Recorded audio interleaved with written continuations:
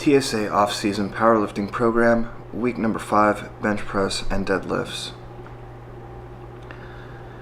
7:14 and today is bench press. I headed over to Barbell Brigade, which was overly packed right before our move, and just decided to do my thing. So before I go into the lifting part, which is the obvious, I guess I'll just state minor injuries or nags. My left hip or IT band, I guess, has been nagging a little bit. I feel a lot of tightness there. I've been really cautious about foam rolling as of late,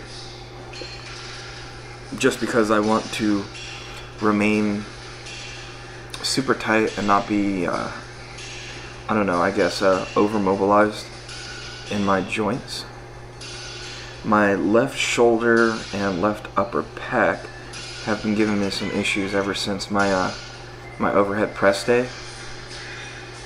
I'm not too sure what it is, but I mean, there's no real way to get in there and release the tissues. I mean, I have an Omega Wave ball and a couple other mobility items, but I just can't seem to hit the spot, as you would say.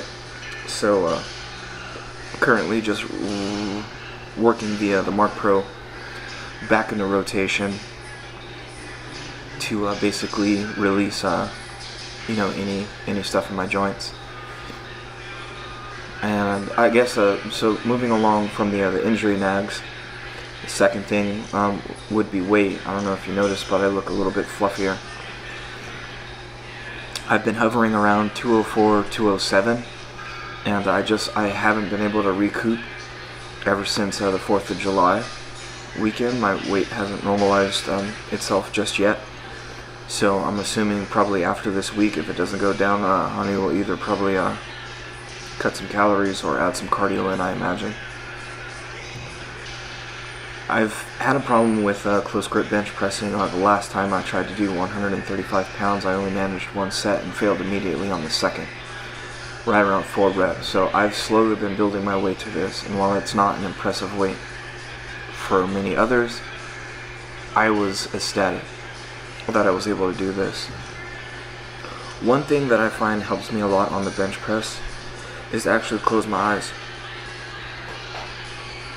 I really haven't heard anybody talk about how this is a good or a bad idea, but there's just something mental about watching the bar go up, coming down, and then not going up, or the possibility it's not going to go up. I guess it instills fear in your mind rather than trying to focus and push through.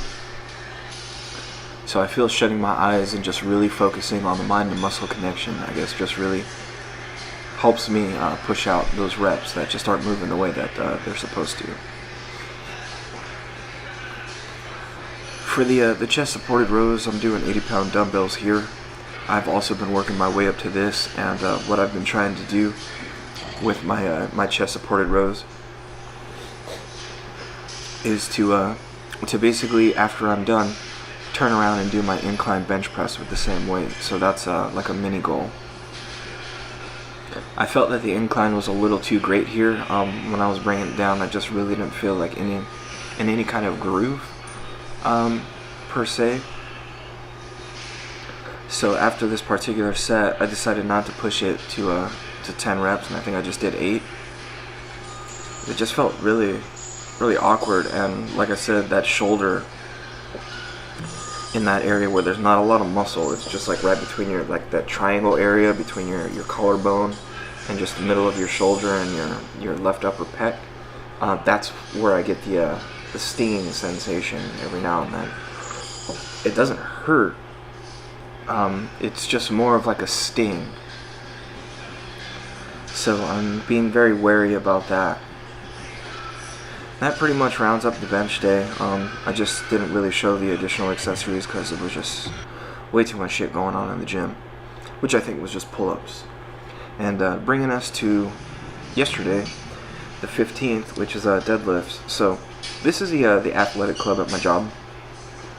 There's no free weights here besides the dumbbells. This is the best it's gonna get with a barbell. Is this 3D 4D? I guess what it's called is a Johnson rack or something. So I would say it's kind of like a Smith in the sense that the bar is on a guided path, but as you can see, the bar moves freely within it. Like, you can do cleans in this if you wanted to. I don't know why you would want to, but so this rack has some positives and some negatives. One, it won't allow you to twist whatsoever with the weight. I mean, it kind of will, but obviously it's within a small median of error. The other thing it won't let you do is shift left to right. Some people might have some muscle imbalances or whatever, to where, you know, you're coming out of a squat, you're coming out of deadlift, you may drift to the left, you may drift to the right. This is gonna kind of help you stay in place. And even if you are lifting enough to where you start to shift, you'll just move the whole fucking rack. And I've done it before. I actually have more weight than you're allowed to put on this thing. And so you also see that it has those little stoppers at the bottom. So I don't know, I probably would say that this is more of a slight 2-inch block pull, if anything, because it's not right at the height where my deadlifts would normally start at. Maybe it is, probably like an inch higher. The positive, I guess, is because I can't just let every rep slam down to the floor. I have to basically gently guide it back onto those little posts so I don't break the rack and get kicked out of the work gym. And also, I don't even know what the filming policy is here, so I try to be really incognito about filming myself. As you can see, there's tons of women in there doing cardio. And normally not a lot of people come out here to the weight area. Sometimes it's busy, but for the most part, people are just doing bicep curls in this rack. And the reason why I decided to work out here is because, like I said, barbell has been pretty packed as of late. New members have just been pouring in. And it really makes it hard just to get in, do my workout, and get the fuck out. On top of the fact that, you know, I sit like an hour in traffic to get there. So certain, you know, lifts or exercises like the deadlift or the squat, it really fucks up my hip. Like, I have to warm up extra long before I can really get into things. So here I am doing my pause squats in this same funny rack. The setup, like I said, for this is weird because it doesn't allow you to shift left to right. So you basically have to come straight out of the rack with the bar. And instead of being able to step into your normal stance, you basically have to spread your feet once you're at the other position you want to, squat at. And speaking of, I guess, funny things, this guy, I guess he didn't really see the record thing going off on my camera, so I feel like I'm going through some kind of obstacle course, and I just died 8 times. I kept the weight light because my erectors were really full of blood from the deadlifts because I had to set all of them down. And I guess another thing about this rack is the bar by itself is 33 pounds, not the usual 45. So you'll notice I have 2.5s on the bar, basically just to bring it up, I guess. 5 pounds, so it's at least close to 240 more. Yeah, so I may have my weight slightly off by a few pounds, but in the end of the day, or at the end of the day, it doesn't really matter. From the side, it doesn't really look like I'm hitting depth here, but I can tell from the mirror that my hip is lower than my knee. So you can go ahead and take that shit to the bank.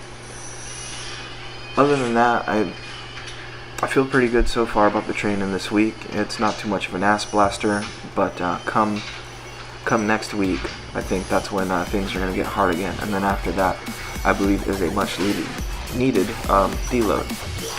Either way, that's it for me. Thank you for watching. Comment, like, subscribe, and I'll see you next time. Thanks for watching.